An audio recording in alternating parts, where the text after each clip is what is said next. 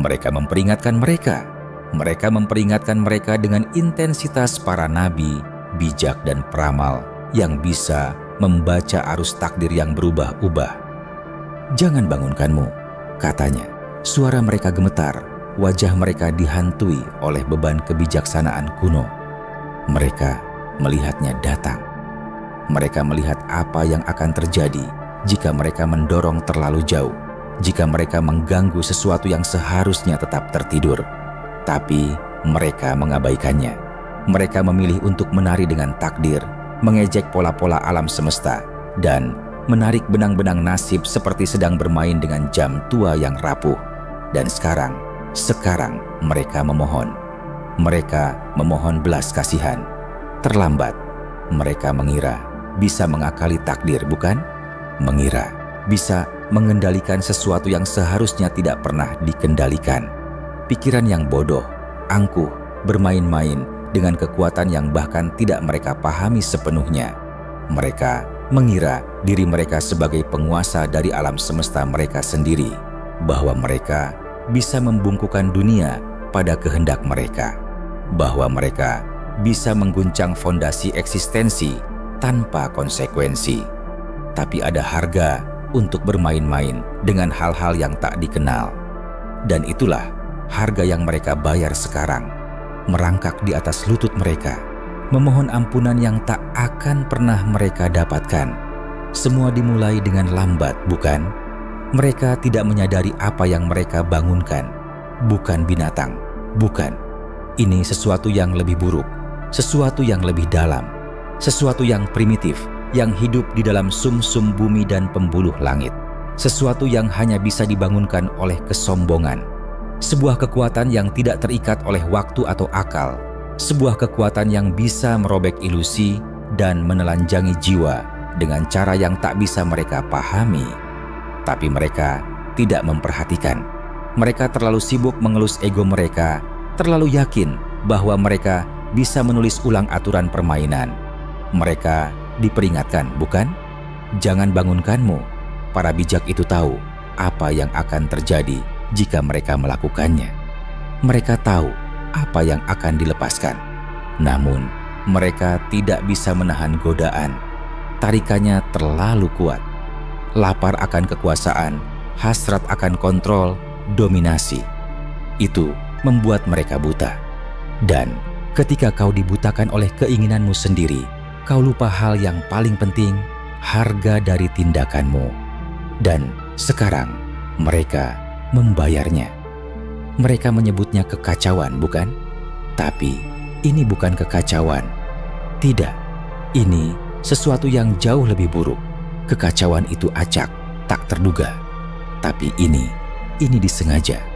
Ini adalah penguraian lambat dan metodis dari segala sesuatu yang mereka bangun, segala sesuatu yang mereka sayangi, segala sesuatu yang mereka percaya tak tersentuh. Ini bukan badai yang bisa mereka hadapi.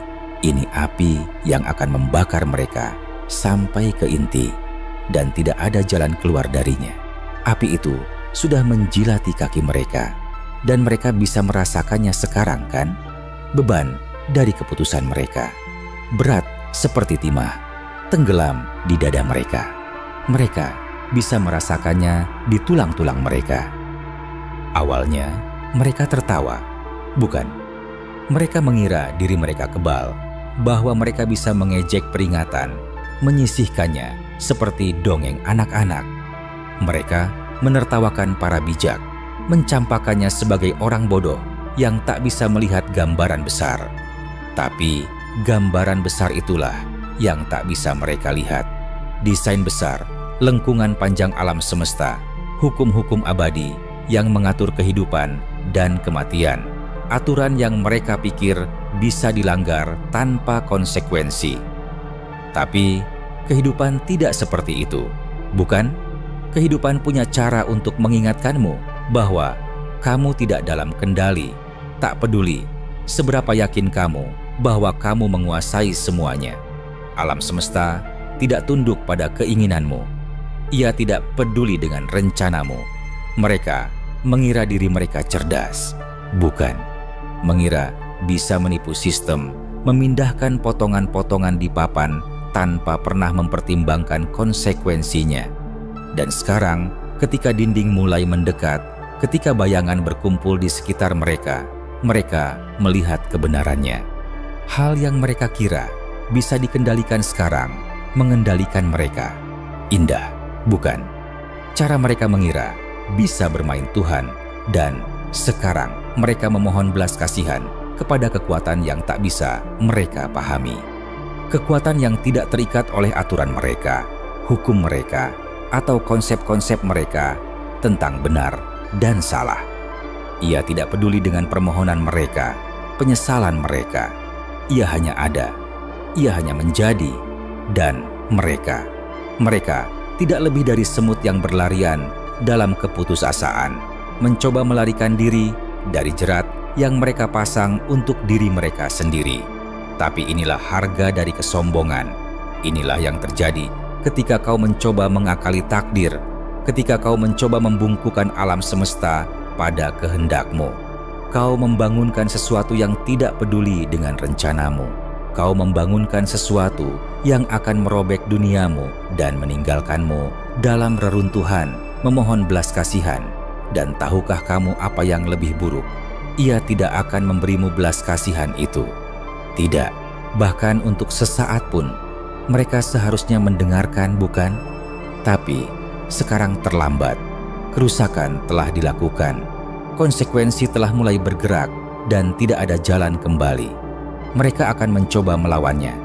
Tentu saja, mereka akan mencoba merangkak keluar dari lubang yang mereka gali untuk diri mereka sendiri. Tapi setiap perjuangan, setiap usaha putus asa untuk merebut kembali kendali hanya akan menarik mereka lebih dalam ke jurang.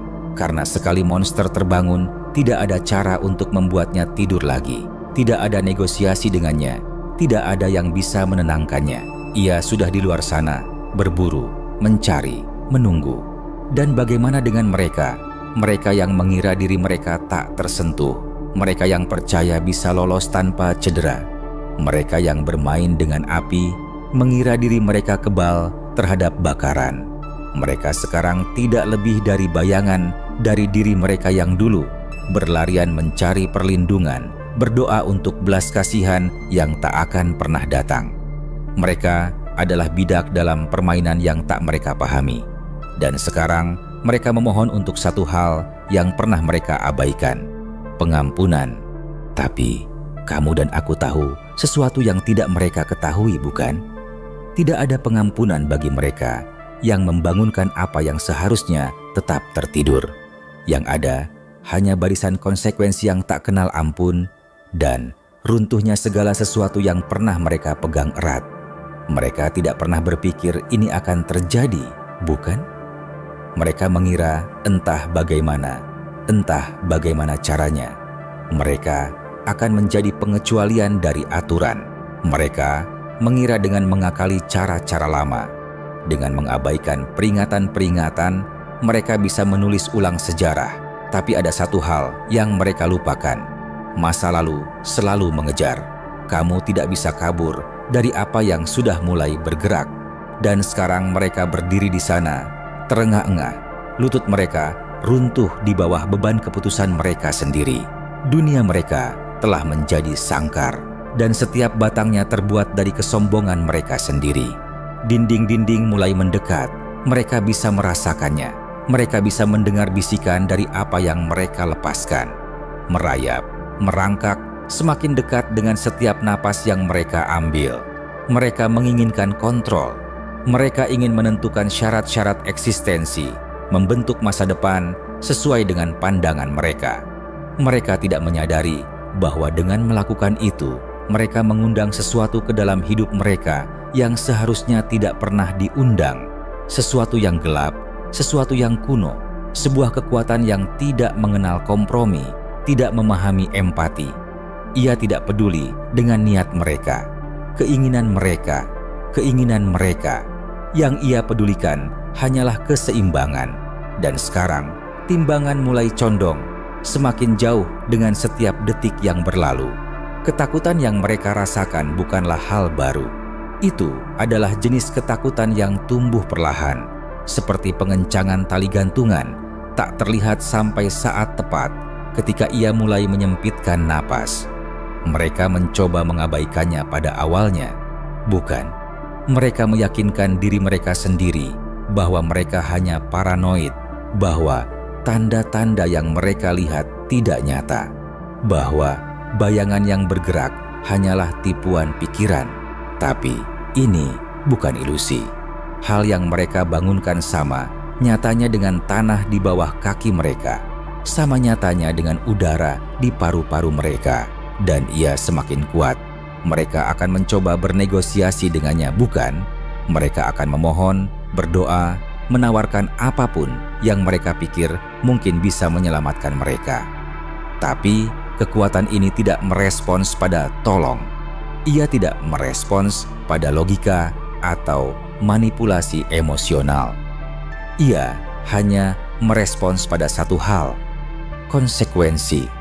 Dan untuk setiap kesalahan yang mereka buat, untuk setiap saat mereka melampaui batas-batas dari apa yang seharusnya mereka hormati, mereka akan membayar harga penuh sekarang. Tidak ada belas kasihan di sini, tidak ada jalan keluar. Jerat sudah dipasang dan pemangsa lapar. Hampir lucu, bukan? Melihat mereka berusaha keras mencari keselamatan, melihat mereka putus asa mencoba merebut kembali kendali atas sesuatu yang tak pernah ada di tangan mereka sejak awal.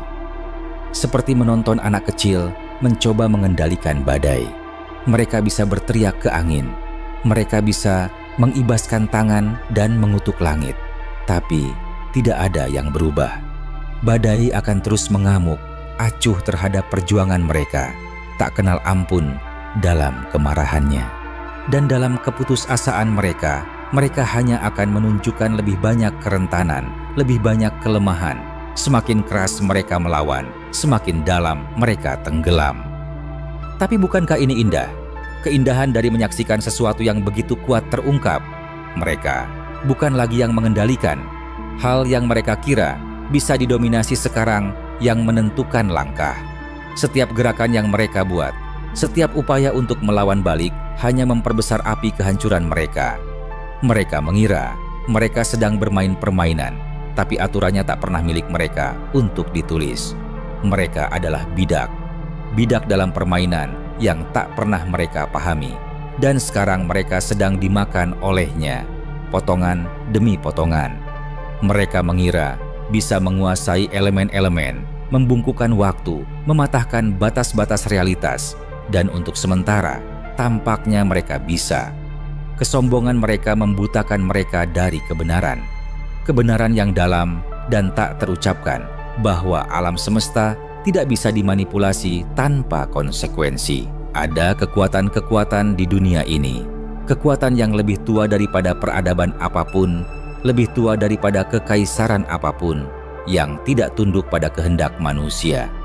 Kekuatan-kekuatan ini tidak terikat oleh logika, tidak terpengaruh oleh emosi, tidak digerakkan oleh keinginan kecil. Mereka adalah kekuatan primitif, mereka adalah keabadian. Dan sekarang kekuatan itu terbangun, dan mereka berdiri di tengahnya, bertanya-tanya mengapa mereka pernah berpikir bisa mengendalikannya. Mereka akan mengingat wajah-wajah para bijak sekarang, bukan? Mereka yang mereka ejek, mereka yang mereka abaikan sebagai orang bodoh. Mereka akan mengingat peringatan-peringatan mereka, suara-suara mereka bergema di pikiran mereka saat dunia di sekitar mereka runtuh. Para bijak itu tahu, mereka selalu tahu. Mereka memahami bahwa ada beberapa hal, beberapa kekuatan yang seharusnya tidak pernah dirusak. Mereka memahami bahwa keseimbangan itu rapuh dan sekali terganggu, ia tidak bisa diperbaiki. Tapi mereka yang mengabaikan mereka sedang belajar pelajaran itu dengan cara yang sulit. Ini bukan hanya tentang kekuasaan, bukan? Itu tak pernah tentang itu. Ini tentang memahami tempatmu di dunia, mengakui batasan jangkauanmu. Kekuasaan adalah hal yang berbahaya ketika digunakan secara ceroboh, ketika dipegang oleh mereka yang mengira bisa mengendalikan segalanya. Tapi kebenarannya adalah Tidak ada yang benar-benar mengendalikan apapun. Kita semua hanya pemain dalam permainan, mencoba memahami dunia yang tidak masuk akal. Dan saat kamu berpikir kamu bisa mengendalikannya, saat kamu percaya kamu memiliki kekuatan untuk membentuk realitas, saat itulah kamu sudah kalah. Dan sekarang, saat mereka menyaksikan dunia mereka runtuh, saat mereka merasakan beban dari tindakan mereka menekan mereka, mereka akan mengetahui harga dari kesombongan itu. Mereka akan melihatnya di mata orang-orang yang mereka cintai, di cara kerajaan mereka runtuh, di cara dunia berbalik melawan mereka. Mereka akan melihatnya di cara permohonan mereka akan belas kasihan tidak terjawab. Tidak ada yang datang untuk menyelamatkan mereka. Tidak ada yang bisa. Tapi yang lebih buruk, yang benar-benar menghancurkan adalah bahwa mereka tak akan pernah sepenuhnya memahami mengapa ini terjadi. Mereka tak akan pernah sepenuhnya mengerti kedalaman kesombongan mereka sendiri. Bagaimana tindakan mereka memicu semua ini? Mereka tak akan pernah mengerti bahwa ini bukan tentang mereka. Ini tak pernah tentang keinginan mereka, ambisi mereka, atau kebutuhan mereka akan kontrol. Ini selalu tentang keseimbangan, selalu tentang hukum alam. Dan sekarang mereka berdiri di bawah hukum itu.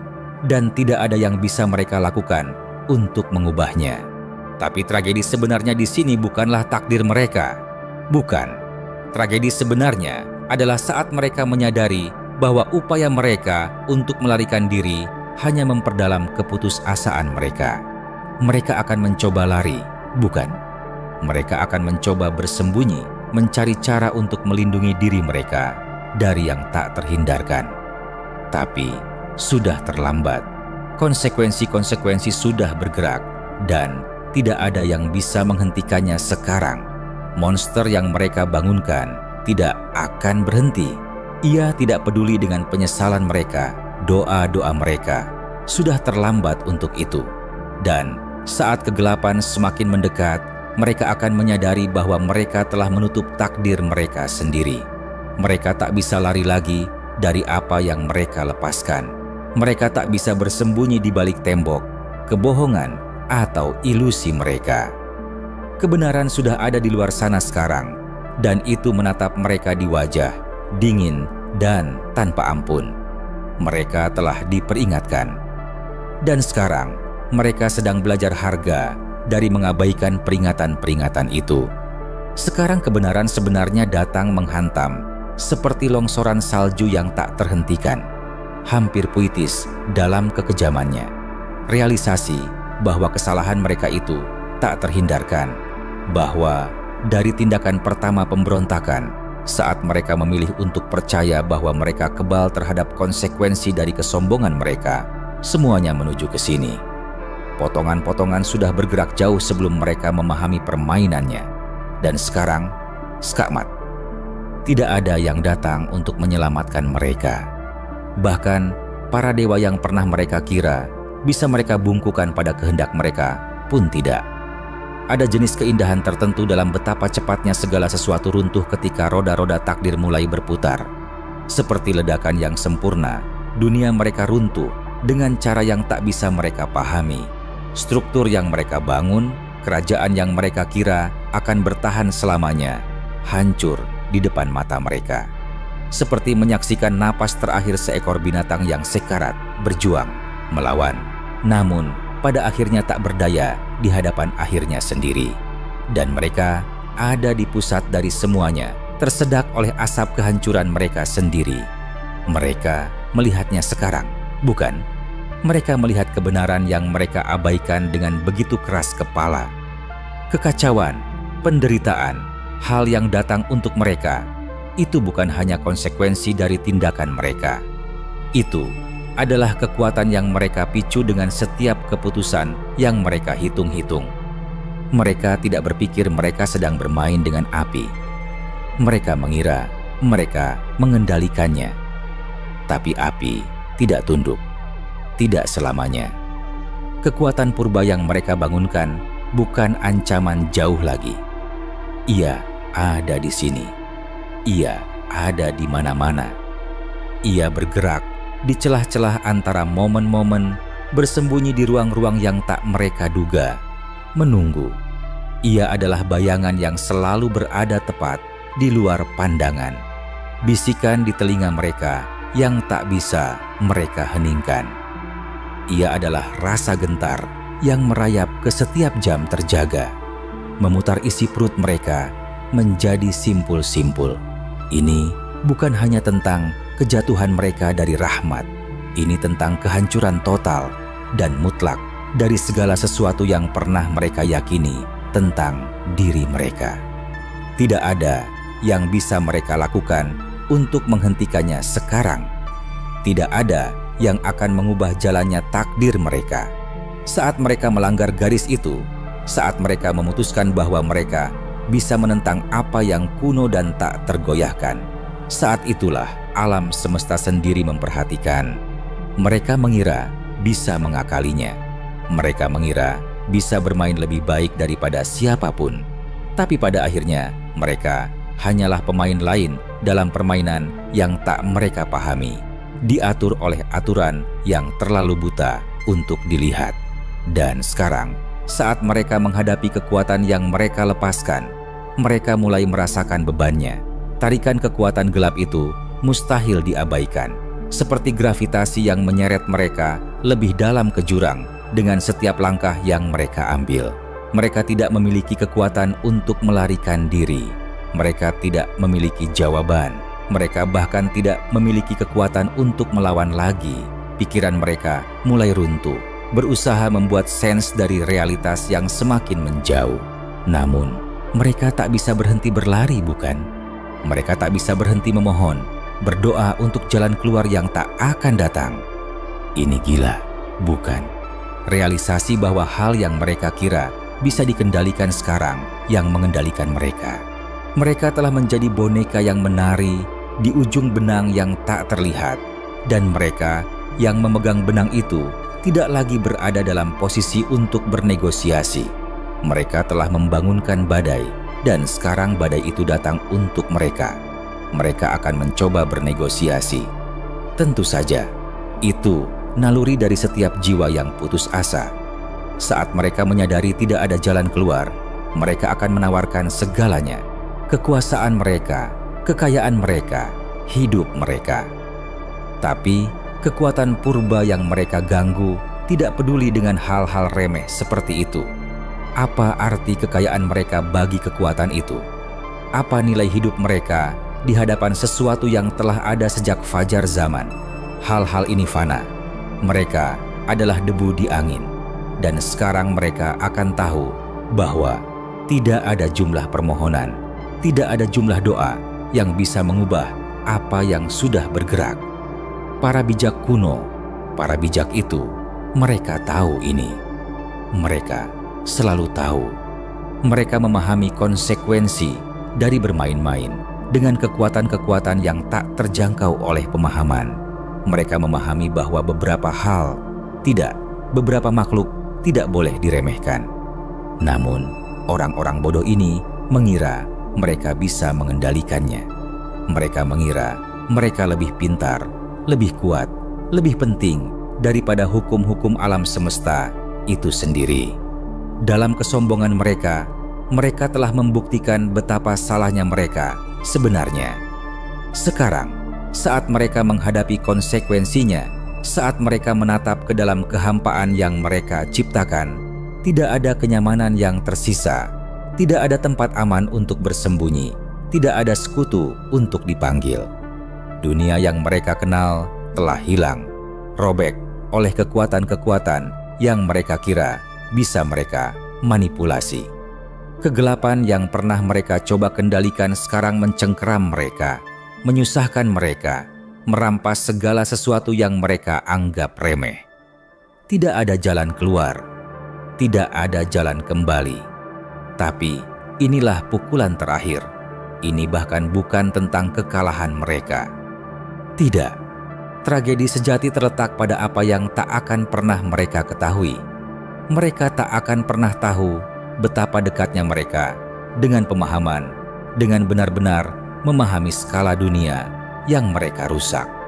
Mereka begitu dekat dengan menyadari bahwa ini tak pernah tentang kelangsungan hidup mereka atau dominasi mereka. Ini selalu tentang keseimbangan. Mereka adalah bagian dari persamaan yang lebih besar, tarian kosmis yang tak akan pernah mereka pahami. Tapi alih-alih menghormati tempat mereka dalam tarian itu, mereka berusaha mematahkannya. Dan sekarang harga harus dibayar. Tidak ada kesempatan kedua, tidak ada penebusan, tidak ada cara untuk membatalkan kekacauan yang mereka lepaskan. Pasir di jam pasir telah habis. Pasir, waktu telah meluncur melewati jari-jari mereka. Dan sekarang yang tersisa hanyalah sengatan dingin dan pahit dari kegagalan mereka sendiri. Mereka akan mencoba berteriak. Mereka akan mencoba memohon. Tapi tidak ada yang mendengarkan lagi.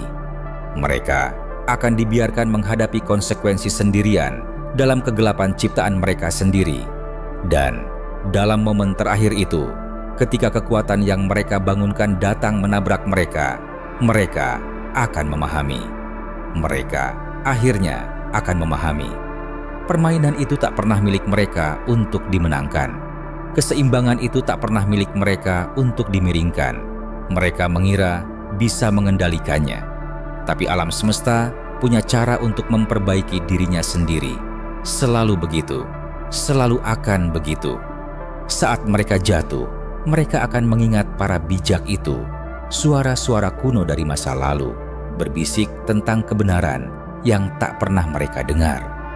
Kebenaran yang mereka abaikan. Dan dalam kebenaran itu, mereka tak akan menemukan kenyamanan, hanya realitas yang dingin dan kejam dari kejatuhan mereka sendiri. Belas kasihan itu tak pernah ada, tak pernah dimaksudkan untuk ada.